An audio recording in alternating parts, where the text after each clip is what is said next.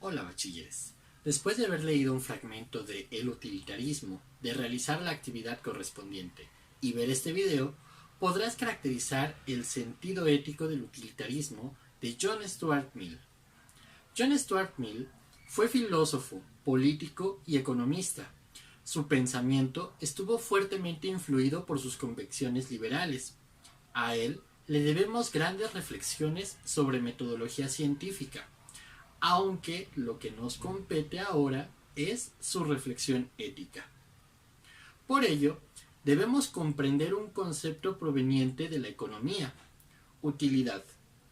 La utilidad es, en economía, el nivel de satisfacción subjetivo que un consumidor obtiene de un producto adquirido.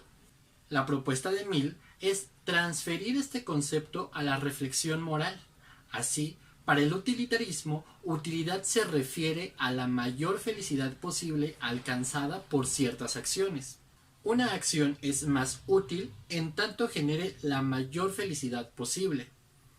En este sentido, las acciones son correctas en tanto útiles, es decir, en tanto generen la mayor felicidad posible. Pero a diferencia de la felicidad aristotélica, Mill entiende como felicidad la obtención de placer y la ausencia de dolor. Así, toda acción debe estar inclinada a estos dos objetivos: generar placer y evitar el dolor. Es importante distinguir, según este filósofo, entre dos tipos de placeres: corporales y mentales, siendo estos últimos los mejores porque son más perdurables y menos costosos. Pero cuando habla de felicidad, no se refiere a la generación de felicidad en el agente que actúa, sino a la procuración para la mayor cantidad de seres humanos, preferiblemente para todos. Es decir, para el utilitarismo, una acción es correcta si genera la mayor felicidad posible a la mayor cantidad de personas posibles. Con todo lo mencionado anteriormente, llegamos a la conclusión de que la moralidad es el conjunto de reglas de comportamiento que aseguran una existencia lo más placentera posible y lo menos dolorosa posible a la mayor cantidad de seres humanos posibles. De este modo, cada una de las personas que actúan deben poner por delante la felicidad de la mayor cantidad de personas por encima de la felicidad propia, si es que éstas se encuentran en conflicto. Un ejemplo clásico de esto es el dilema ético del tranvía. Imagina un tranvía que corre fuera de control sobre una vía. En su camino se hallan 5 personas atadas a la vía por un filósofo malvado. Afortunadamente, es posible presionar un botón que cambiará el trayecto del tranvía por una vía diferente. Por desgracia, en esa otra vía hay otra persona atada, pero esta es un ser que quieres mucho. ¿Deberías pulsar ese botón o no? Según el criterio de la utilidad, deberías ser imparcial y considerar que si salvas a la persona que quieres de este fatal destino, evitarás un dolor personal propio, pero aseguras que sufran otras muchas personas. En cambio, si salvas a las 5 personas atadas a costa de aquella a la que amas, evitarás un mayor sufrimiento. Por lo tanto, esta acción es la de mayor utilidad y, a su vez, la moralmente correcta. Debido a que al utilitarismo le interesa multiplicar la mayor felicidad posible, no le interesa la motivación de los actos, sino su efecto. Una acción no es buena según su intención, sino según su resultado.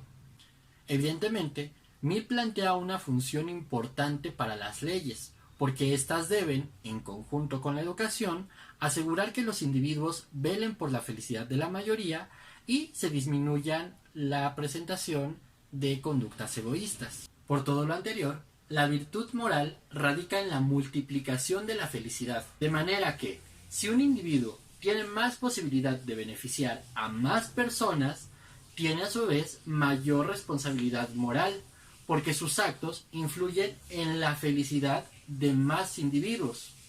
Es por ello que el ser humano, con su capacidad intelectual, debe ser lo más consciente posible de las implicaciones de sus actos. Sería indigno de un ser racional no reconocer esta capacidad. Aunque el utilitarismo fue sistematizado por John Stuart Mill en el siglo XIX, es decir, el siglo que va de 1800 a 1900, este tiene influencia en muchas decisiones que tomamos aún hoy en día. Imagina un hospital durante la pandemia que estamos viviendo. Supón que inesperadamente sucede un sismo. ¿A quién se le debe dar preferencia para evacuar primero? ¿A los pacientes internados o a los médicos? ¿Cuál de las respuestas tendría la posibilidad de generar mayor felicidad a la mayor cantidad de personas? Imagina nuevamente la situación de un hospital donde se debe elegir quién recibirá los cuidados para resguardar su salud. Una persona de la tercera edad o un joven, un padre de familia o una persona soltera. Estos cuestionamientos son de difícil elección. De hecho, han generado controversia con la publicación en los últimos días de la Guía Bioética ante el COVID-19. ¿Cuáles son los criterios que determinan qué elección tomar ante una circunstancia como esta? Te dejo una nota periodística en el cuadro de la descripción para que leas el caso y te animes a debatir con quien tú quieras sobre el tema. Ahora depende de nosotros seguir cuestionándonos, pues, como diría Sócrates, una vida sin ser examinada no vale la pena vivirla. Hasta la próxima. El utilitarismo...